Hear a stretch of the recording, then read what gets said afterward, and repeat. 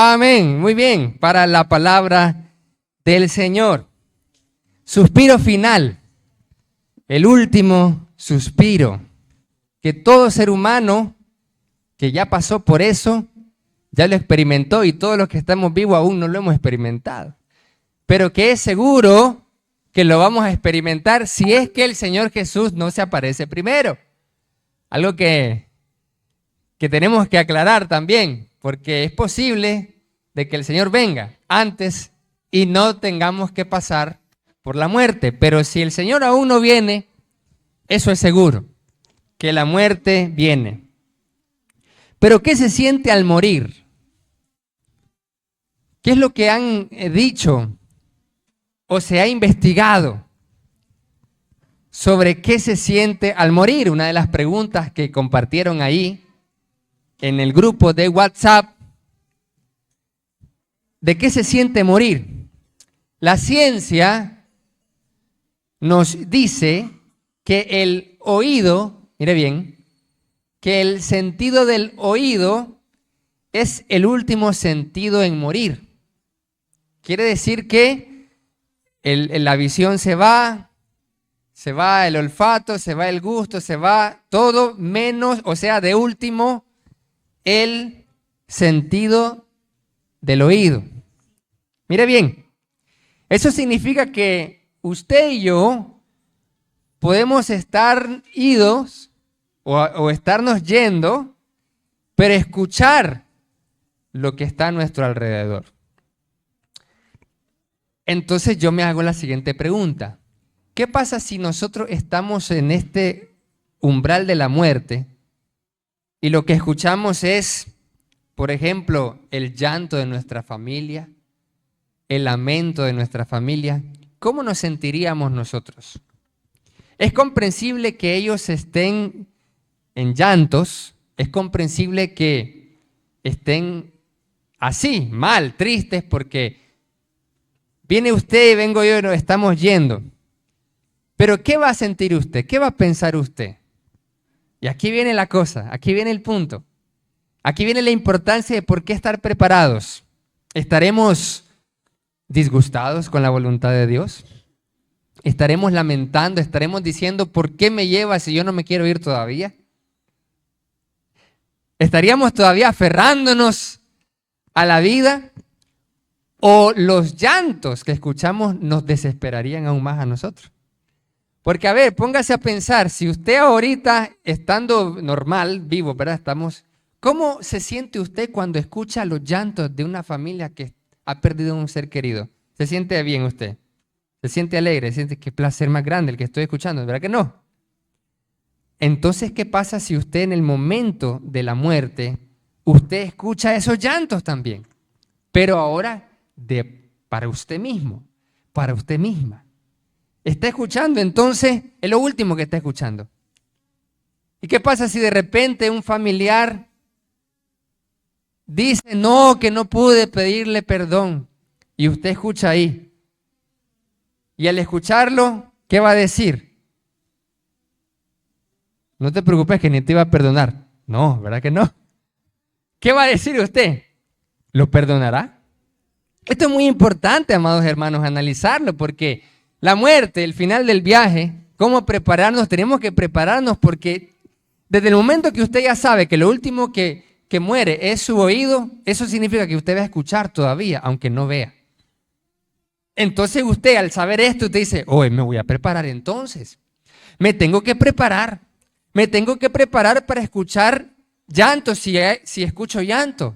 Me tengo que preparar si escucho lamento. Pero yo he escuchado historias de otras personas que están así, pero ¿saben qué escuchan esas personas afortunadas? Que alguien más le lee un salmo. Mire qué chévere. Que alguien más estaba haciendo una oración. Mire qué genial. ¿A cuánto le gustaría que lo último que oiga sea la palabra de Dios? Ah, mire qué chévere. Pero, podemos decir, pero eso no hay forma de garantizarlo, ¿verdad? Como les dije, en el gimnasio no iba a escuchar eso yo. Me estaba muriendo y lo único que estaba escuchando era el entrenador minimizar lo que estaba sintiendo. Entonces, no puede ser. ¿Cómo estar fuerte en ese momento? ¿Cómo estar animado en ese momento? Todo oscuro, yo estaba así, terrible, sudoroso. Entonces, no a todos, amados hermanos, no todos tendrán la fortuna de escuchar un salmo al final de su vida o una oración. Ojalá sea así, qué bonito, pero no todos. Entonces la cuestión es, ¿estaré con la suficiente fortaleza mental, espiritual, sobre todo espiritual, para no perder la fe en el último segundo? ¿Para no perder mi esperanza en el último minuto? Porque uno lo puede perder. Recuerden, amados hermanos, lo que quiere el diablo. Maldice a Dios y muérete. Eso es lo que quiere el diablo. Y ojo, él nunca se va a cansar hasta que no lo logre. No se va a cansar hasta que haga que el ser humano maldiga a Dios y se muera para que se condene. Para que se condene. Entonces, ¿qué tan preparados estamos nosotros para decir, yo estoy listo y aunque me esté muriendo y lo último que escuche sean, la pobrecito, ¿cómo quedó? Está bien feo. Imagínese usted. O sea, usted está en la calle y ¿qué está escuchando? Los comentarios de los curiosos. Eso es lo que va a escuchar. Los comentarios de los curiosos, decir, pobrecito o pobrecita. Pero ¿por qué usted, hermano Arce, está diciendo cosas tan trágicas? Porque este es el punto de prepararnos. Porque nadie puede garantizar, yo no les puedo garantizar, nadie nos puede garantizar, no te preocupes, vas a morir en la cama de anciano y con tu familia. No hay esa garantía. Según la estadística, la mayoría de la gente muere en una cama de hospital. ¿Sabía usted eso? O en la calle. Entonces, si por estadística sabemos de que así podríamos terminar, entonces, ¿cómo nos preparamos? Tenemos que prepararnos. Lo último que escuchamos entonces, comentarios de curiosos, lamentos, llantos, recordarnos cosas en ese momento. Biológicamente el cuerpo comienza a liberar una descarga masiva de endorfinas para mitigar el dolor.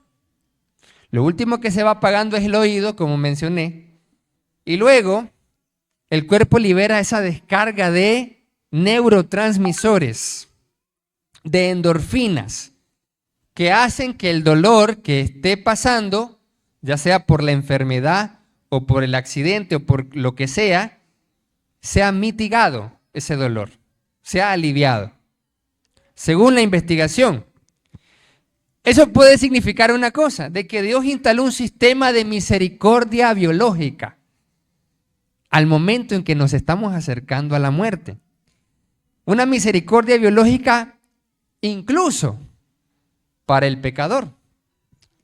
Pero para el cristiano, amados hermanos, esa lucidez, esa calma, ese alivio que el Señor entonces nos configura en nuestro cuerpo para prepararnos para ese momento, es la oportunidad para decir, Padre, en tus manos encomiendo mi espíritu.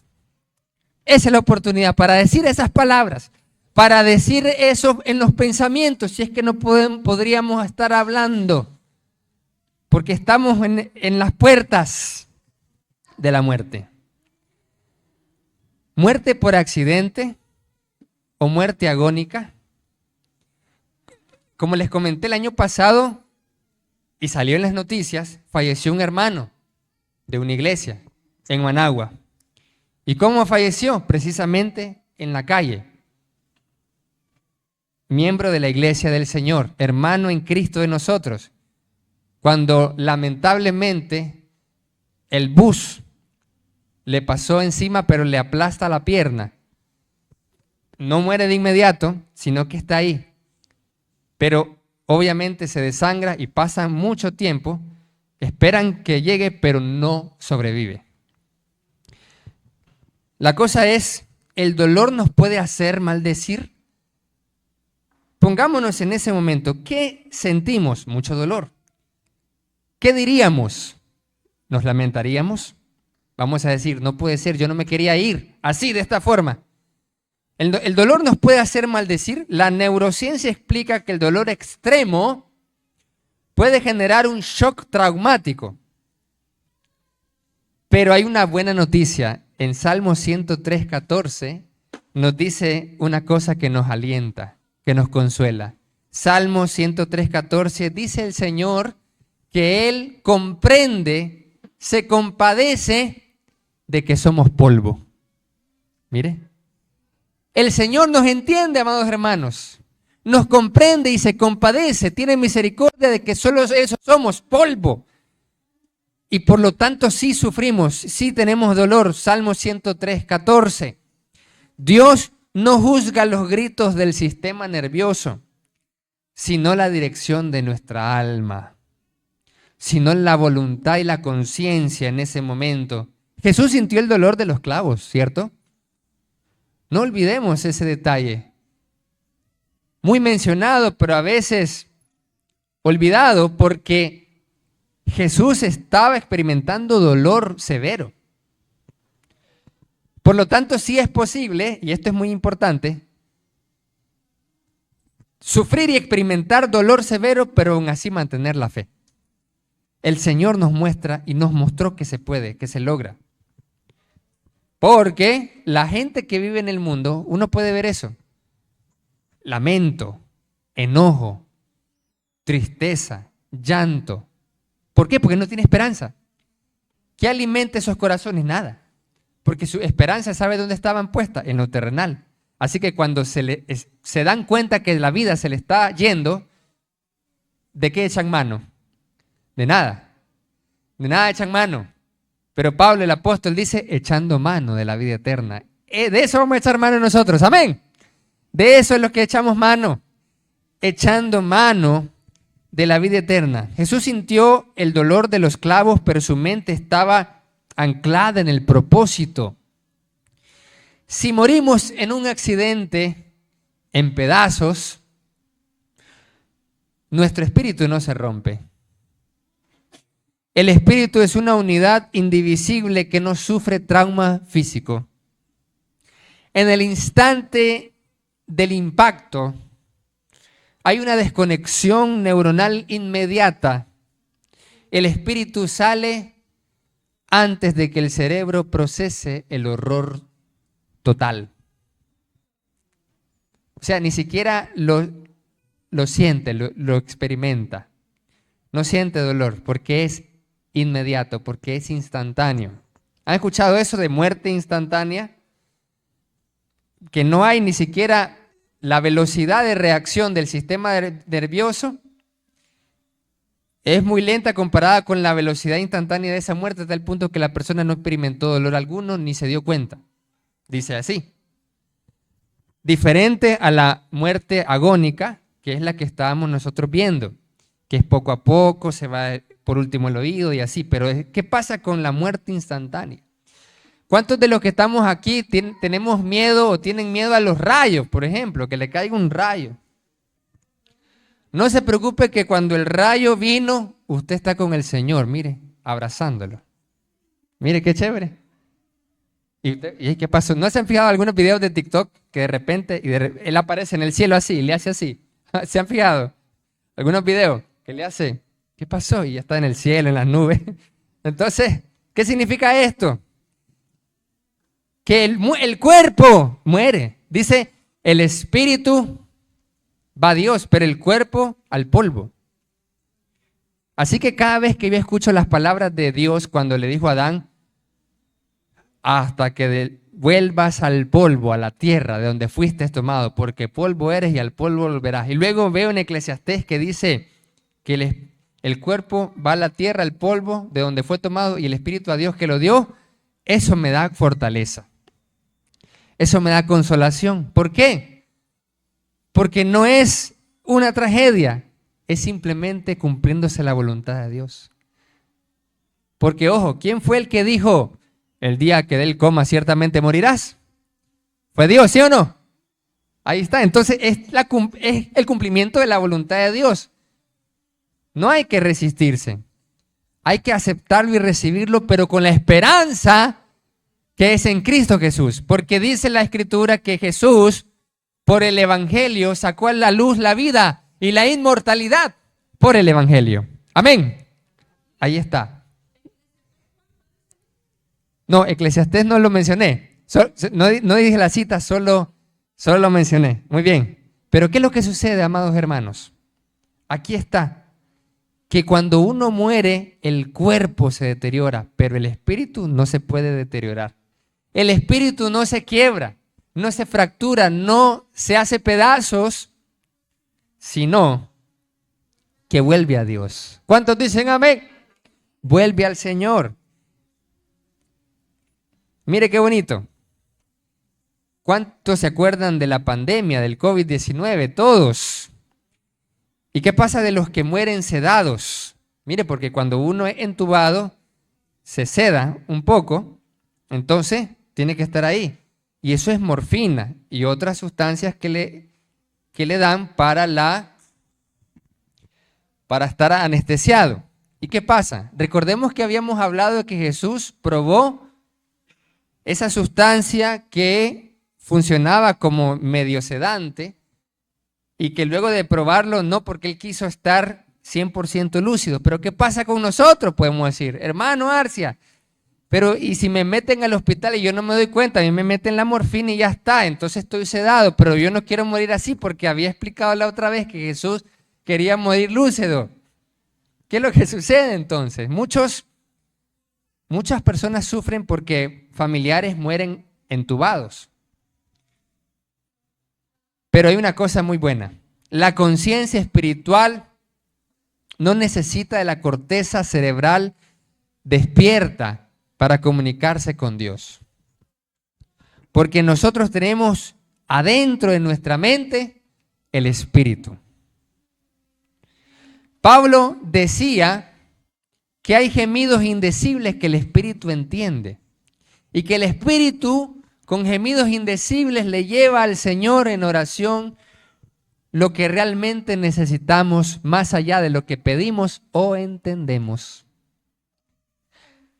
Así que aunque el cuerpo esté sedado, amados hermanos, en contra de nuestra voluntad, porque de repente usted se desmayó, de repente lo agarraron, de repente se lo llevan y ahí los médicos, los doctores le van a poner lo que le vayan a poner, entonces uno no tiene control de eso, uno no tiene dominio de eso. Entonces uno dice, ¿qué voy a hacer en ese momento? ¿Qué voy a sentir? ¿Qué voy a pensar? Vamos nosotros en los próximos domingos a hablar sobre un ejercicio muy importante que tiene que ver con la oración, que prepara la mente para tener esa fortaleza espiritual. Pero con la ayuda de Dios los próximos domingos. ¿Por qué? Porque esa va a ser parte de la preparación. Parte de la preparación para poder decir, bueno, ¿y qué pasa cuando yo ya no pueda controlar este cuerpo? Me llevan, me ponen lo que sea y yo no sé, ni puedo hacer algo al respecto. Pero ¿sabe lo que usted puede controlar con la ayuda del poder de Dios? Su mente, su conciencia. Decir, yo estoy en ti, Padre. Mire, yo estoy con el Señor. ¿Cuántos están con el Señor? Amén. Ahí se agarra. Estaba muy pequeñito yo, chiquitito, cuando me quitaron las amígdalas. Pero yo recuerdo cómo me metieron al quirófano. Clarito, como que si fuera ayer. No lo entendía al principio. Comencé a llorar. Decía, mamá, papá. Y solo veía y no entendía por qué es que se alejaban mientras yo estaba medio amarrado en la camilla. Y estaba así de repente. Hay unas luces más fuertes que esta que tengo en mi rostro. Luces cegadoras. Y luego me pusieron una mascarilla. Y luego sentí como poco a poco dejaba de llorar. Y me sentía más suave. Y ya no me acordé más. ¿Por qué? Porque ahí le ponen cosas que uno no sabe ni puede hacer algo al respecto. Ahora, cuando vayamos entonces a ese momento, ¿Qué podemos hacer? Confiar en el Señor. Amados hermanos, la confianza en el Señor es algo que siempre nosotros escuchamos. Es algo que siempre repetimos una y otra vez, pero eso es lo último, es lo único que le queda. Ahí, hasta el final, decir, aquí voy, Señor. No como los católicos que dicen, aquí te voy, San Pedro. No, al Señor. Es al Señor que vamos, no a San Pedro, sino al Señor. Ahí, con todo. Así que, amados hermanos, aunque el cuerpo esté sedado, el alma está en una vigilia espiritual. El último suspiro ocurre en la intimidad de Dios más allá de la morfina. Algunos preguntan, ¿presentimos la muerte? Hay evidencia de que sí, porque el sistema límbico de nuestro cerebro, de nuestro cuerpo, a menudo detecta el fallo orgánico antes de que ocurra. Entonces se dice que la persona, cuando está en agonía, ya presiente que se va a ir, porque se ha detectado que hay un fallo orgánico, hay un fallo sistémico. No es miedo, es preparación. Es preparación. Otros preguntaron ahí en el grupo de WhatsApp, ¿somos juzgados inmediatamente? Bueno, veamos lo que dice Hebreos capítulo 9. Porque luego de llegar a ese momento y dejamos de escuchar el último murmullo, suspiro o comentario, ¿qué pasa después de que la persona murió? Hebreos capítulo 9, versículo 27 dice, y de la manera que está establecido para los hombres que mueran una sola vez y después de esto el juicio, lo que nos está diciendo ahí es que hay un juicio. Todos compareceremos ante el tribunal de Cristo. Y esto va a ser muy importante. ¿Por qué? Porque usted debe estar listo, usted debe estar preparado para ese momento, para ese encuentro. Porque ¿qué pasa si usted va dudando? Porque la fe es la certeza de lo que se espera, ¿cierto? La convicción de lo que no se ve. Y dice la palabra, pida a Dios no dudando nada. ¿Qué pasa si uno en ese momento usted comienza a dudar? Pero tengo algo pendiente, estoy mal, no me arrepentí. Perdóname, Señor. Entonces usted, en ese momento usted tiene dudas. Cuidado. Porque sin fe es imposible agradar a Dios. Cada vez que los discípulos de Jesús dudaban, Él se enojaba. Así que no debemos dudar ni un segundo en ese momento. Porque el diablo quiere que al final pierda la fe. El diablo dice, no perdió la fe durante toda la vida, pero si en el último segundo, en el último minuto pierde la fe, me lo llevé en el saco en el infierno. Entonces no tenemos que perder. Ahora, sabiendo esto, decimos, entonces yo tengo que morir en fe de que Dios me perdonó todos mis pecados. Porque si la Biblia declara, ojo, si la Biblia declara que yo voy a ser juzgado después de que muero, ¿cómo debo de llegar? La Biblia dice con limpia conciencia, confiando en que Cristo me perdonó mis pecados.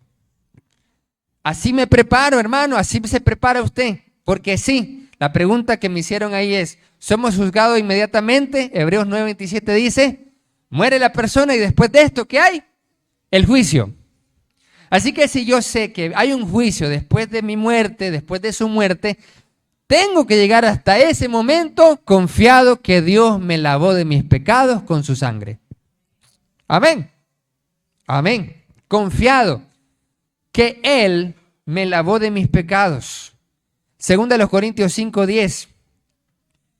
Para el que esté en Cristo, ese juicio es para galardonar. Segunda de los Corintios 5:10. Porque es necesario que todos nosotros comparezcamos ante el tribunal de Cristo, para que cada uno reciba según lo que haya hecho mientras estaba en el cuerpo, sea bueno o sea malo. ¿Ya se fijó? Para que uno reciba lo que hizo mientras estaba en el cuerpo, dice. Quiere decir que en ese momento ya no estás en el cuerpo. ¿Se fijó? Ya no estás en el cuerpo. Estabas en el cuerpo, ahora ya no estás en el cuerpo. Entonces, el juicio es para que cada uno reciba según lo que haya hecho mientras estaba en el cuerpo, sea bueno o sea malo.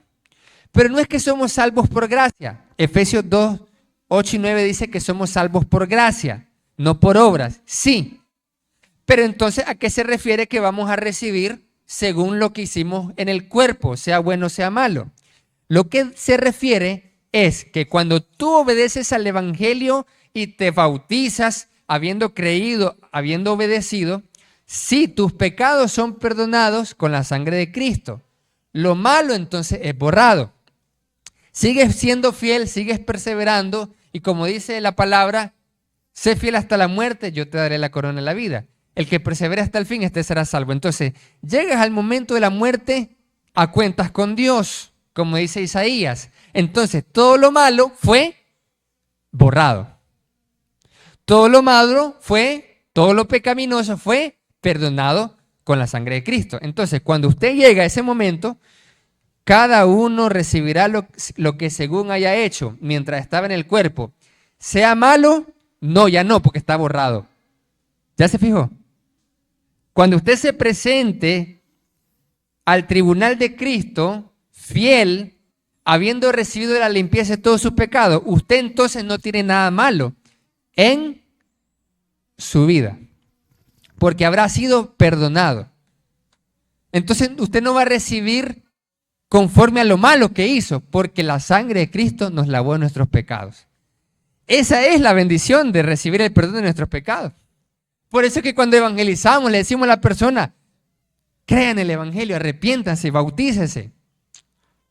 Ahí esa persona no sabe, no tiene conciencia de por qué tanto le insistimos que se bautice y que se arrepienta y que tenga fe. Porque no le parece una gran necesidad la limpieza de sus pecados. Ah, pero cuando esté en el trono de Cristo, ahí sí se va a acordar. No puede ser, va a decir. Yo tengo en mi haber cosas malas que hice. Ahí dice, recibirá según lo que hizo en el cuerpo, sea bueno o sea malo. Y si es malo porque no recibiste el perdón de tus pecados, entonces estás muerto, estás frito. Pero para los que estamos en Cristo, ¿cuántos están en Cristo? Amén. Y recibimos la limpieza constante de nuestros pecados. Aquí dice, cada uno recibirá según lo que haya hecho mientras estaba en el cuerpo, sea bueno. Ahí sí. Entonces, no es que somos salvos por obras. Somos salvos por gracia porque la sangre de Cristo me perdona mi pecado. Al presentarnos delante del trono sin nada malo, ¿qué vamos a recibir? Solo recompensa de las buenas obras que Cristo preparó de antemano para que anduviésemos en ella. Efesios capítulo 2, versículo 10. Ahí está. Entonces usted tiene que llegar limpio. No porque nosotros no hagamos nunca nada malo, sino porque confía en que Jesús le limpió sus pecados. Y al estar limpio de pecado, entonces va a recibir el galardón. Pero ese galardón no es porque usted se lo ganó, sino porque fue limpiado, que es diferente. Yo no me gano el galardón. Yo recibo el galardón por gracia porque fui limpiado de lo malo, porque si no me limpian de lo malo, no recibo ningún galardón de lo bueno. Ahí está. Así que el galardón es por mi mérito, ¿no? El galardón que recibo por hacer buenas obras en Cristo simplemente es porque me perdonó lo malo y al no haber nada malo, entonces Dios me permite andar en sus buenas obras. Así que el galardón es por gracia también. ¿Sí o no? El galardón es por gracia. Filipenses 1:23. Tu conciencia no duerme. No duermes en la inconsciencia. Estás presente con el Señor. Filipenses 1:23 dice, porque de ambas cosas estoy puesto en estrecho, teniendo deseo de partir y estar con Cristo, lo cual es muchísimo mejor. ¿Qué dice el apóstol Pablo aquí? Que si él parte, muere, él estaría en tiempo presente con Cristo. Ajá, ¿y cómo está Cristo? ¿Está muerto? No. ¿Está dormido? Tampoco. Él está resucitado. Al estar resucitado, está vivo. Y dice, vive y reina. por los siglos de los siglos. Entonces, lo que está diciendo Pablo es que si él muere y está con Cristo, significa que él no está dormido en la inconsciencia, sino que está 100% consciente, pero con Jesús. Esto es muy importante porque algunos pueden pensar de que la muerte es como estar dormido, porque la Biblia también lo llama a la muerte un sueño. Pero no es que estamos dormidos. Si no, Pablo no dijera que si él parte y partió, él está con Cristo. Entonces, él está plenamente consciente. Mira qué cosa. Si uno está plenamente consciente el momento de que llega la muerte y luego para volver a despertarse, plenamente consciente, pero ahora para el juicio y luego para estar con Cristo Jesús. Otra pregunta que me dijeron fue, ¿reconoceré a mis familiares? Hay familiares que murieron con Cristo Jesús. Y yo creo que murieron fieles. Si los familiares o conocidos o hermanos en Cristo. Por ejemplo, aquí tenemos muchos hermanos en Cristo, familiares que ya han partido. Un montón. Familiares, hermanos miembros de acá también. La pregunta es, si nosotros partimos, ¿voy a ver? ¿Lo voy a reconocer? ¿Lo voy a identificar? Porque ¿cómo es esto? Bueno, lo que me dice, hay algo que me dice las palabras, la Escritura. ¿Se acuerdan la transfiguración? Donde Jesús se transfigura, pero también aparecen Moisés y Elías. Ahí hay algo interesante, porque ellos dos, está Jesús en medio, está Moisés y está Elías. Entonces, tanto los discípulos como ellos mismos reconocen que uno es Moisés y el otro es Elías. Y uno puede preguntarse, pero ¿cómo el apóstol Pedro, cómo Simón y los otros reconocieron que aquel era Moisés y el otro era Elías si ellos vivieron siglos atrás y no había un retrato o una estatua en tiempos de Simón para decir, este es Moisés? Moisés había vivido 1500 años antes de Simón Pedro y Elías como 800. Entonces, ¿cómo lo identifican? Nosotros podemos inferir que ellos reconocen y nos vamos a reconocer por una intuición espiritual. Una intuición es que tú ya lo sientes, ya lo presientes y ya identificas sin saber cómo. ¿Alguna vez usted ha sentido algo así? Yo sé que es por aquí a la derecha. No sé, no puedo explicarlo, pero por aquí es a la derecha. Eso es una intuición. De la misma forma, una intuición espiritual en Simón para identificar, este es Moisés, aunque estatua de Moisés no había. Este es Elías, porque él mismo dijo, voy a hacer una enramada, ¿se acuerdan? Una para Moisés y otra para Elías. Otros pueden decir, no, pero es que de seguro oyó de que Jesús les llamaba a uno por Moisés y a otro por Elías.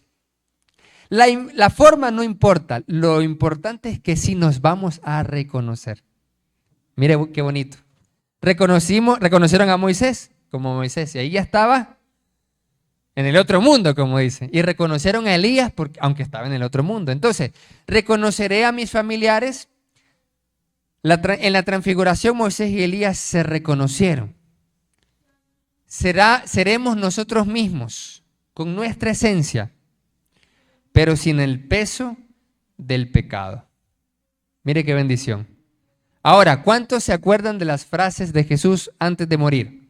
Fueron exactamente 7. La primera, Padre, perdónalos porque no saben lo que hacen. Lucas 23:34. Jesús no muere con rencor. Lo que había dicho. ¿Qué pasa si usted lo último que oye es, ni le pedí perdón?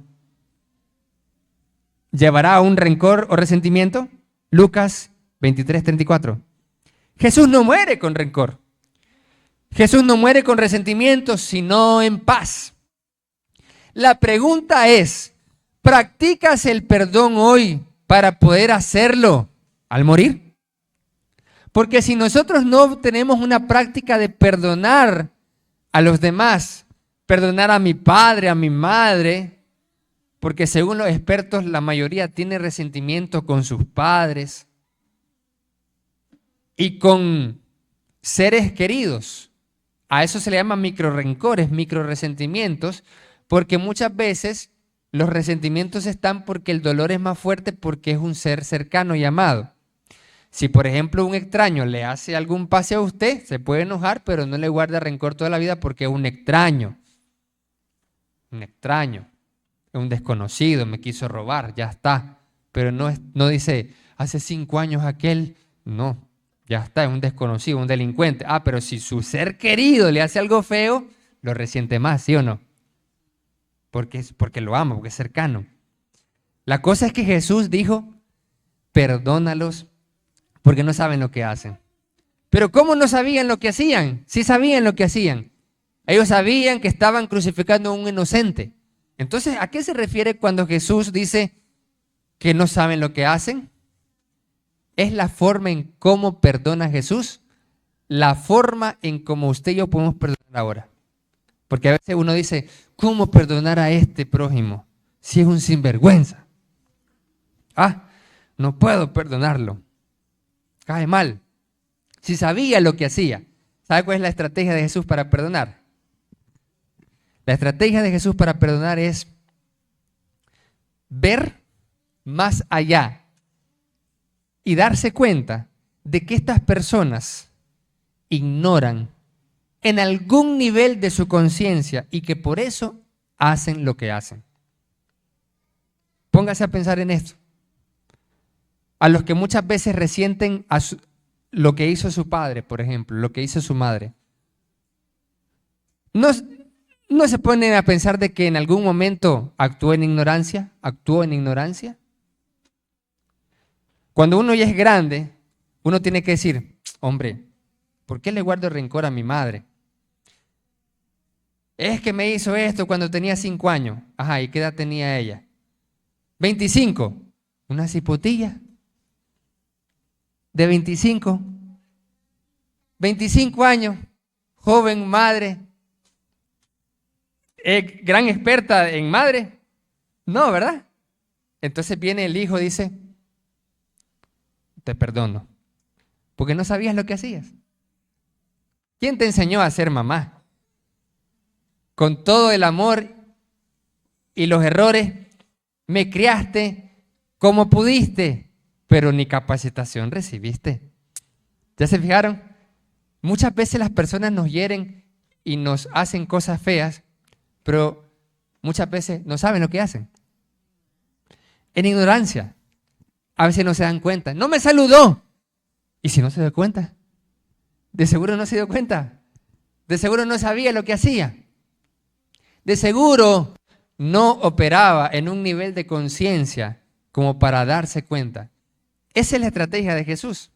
Padre, perdónalos porque no saben lo que hacen. Así nosotros nos preparamos para perdonar a todos y todo y no llegar a ese punto de nuestra vida final guardando rencor, guardando resentimiento. Y poder decir, Padre, perdónalos porque no supieron lo que estaban haciendo. Era en ignorancia, así que lo paso por alto. Número 2, yo te aseguro, hoy estarás conmigo en el paraíso. Lucas 23, 43. Vemos a un Jesús yendo para la muerte, pero consciente de a dónde va. ¿Se fijó? Consciente y claro de a dónde iba. No hay duda en ello. Cuando estemos en el umbral de la muerte tenemos que estar seguros a dónde va. Por eso es muy importante el conocimiento de la palabra. Pero si usted no viene el domingo, ni el miércoles, ni a la tribu, ¿qué conocimiento va a tener? No, yo creo que cuando yo me muera voy a irme al limbus patrum. ¿Qué es eso? ¿Cómo que va a ir al limbus patrum? Ah, ¿qué es eso? Yo no sé qué es eso. ¿Me voy al limbo? No, a ver. ¿Me voy al purgatorio? Suave. Eso es peligroso. Por eso es que siempre me dicen, hermano, pero ¿qué pasa con mi familiar católico que se murió? El problema es que cuando uno va a morir, uno tiene que estar claro a dónde va. Y si usted está equivocado de a dónde va, entonces, ¿cómo cree que va a ir a ese lugar? Jesús, vemos aquí, que está consciente de a dónde va. Sabe a dónde va. No dice voy al purgatorio, no, o no sé, fíjate a dónde voy. No, dice hoy estarás conmigo en el paraíso. Y se lo dice al otro para que el otro que también se está muriendo, mire, el ladrón en la cruz arrepentido también se está muriendo. Él recibe unas palabras de convicción, entonces el ladrón en la cruz lo cree. Dice, yo voy a estar con él en el paraíso. Me lo dijo. No, no me dijo voy a ir al limbo, no me voy a ir al purgatorio, no me dijo nada. Me dijo, hoy estarás conmigo en el paraíso. Entonces tenemos que saber a dónde vamos en el momento que nos agarre la muerte. Número 3, mujer, ahí tienes tu hijo. Hijo, ahí tienes tu madre. Juan 19, 26 al 27. Ordenó su casa, hubo preparación. Juan capítulo 19, versículo 26 al 27.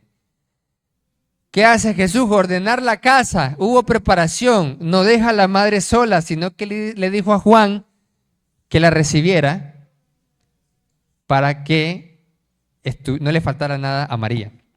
¿Qué nos está mostrando aquí Jesús entonces? Que para morir, parte de la preparación, cómo prepararnos, es ordenar la casa, prepararnos y no dejar al sol y al viento a los otros. Número 4, Dios mío, ¿por qué me has abandonado? Mateo 27, 46, Marcos 15, 34. Y aquí uno puede decir, no, y aquí ya veo a Jesús desesperadito. Aquí veo a Jesús ya dudando, ¿verdad? Aquí veo a Jesús afligido. Porque eso está en Mateo 27, 46 y Marcos 15, 34. Él dice, Dios mío, ¿por qué me has abandonado? ¿Acaso lo abandonó Dios? No. Sino que Jesús ahí, ya hemos dicho, Él está consciente, Él está gozoso, Él sabe lo que está haciendo, el por qué está muriendo y a dónde va. Entonces, ¿por qué dice, Dios mío? ¿Por qué me has abandonado? ¿Por qué lo dice así? Porque Jesús está cumpliendo una profecía. El Salmo 22 es la profecía que está citando. Y de allí la correcta interpretación. No interpretemos a Jesús como desesperado y no queriéndose morir, sino que Jesús dice esta frase, Dios mío, ¿por qué me has abandonado? Porque está citando el Salmo 22. Dice, Dios mío, ¿por qué me has desamparado? ¿Por qué estás tan lejos de mi salvación y de las palabras de mi clamor? Estas son palabras de David. Pero es una profecía que se cumple en Jesús. Pero no es que Jesús es el desesperado preguntando por qué Dios lo había abandonado.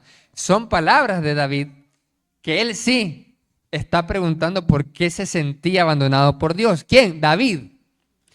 Pero David no sabe que está profetizando. ¿Ya? ¿Ya se fijó? Está profetizando. Y dice, Dios mío, clamo de día y no responde, y de noche y no hay para mí reposo. Este es David. Pero tú eres santo, tú que habitas entre las alabanzas de Israel. En ti esperaron nuestros padres, esperaron y tú los libraste, clamaron a ti y fueron librados. Confiaron en ti y no fueron avergonzados.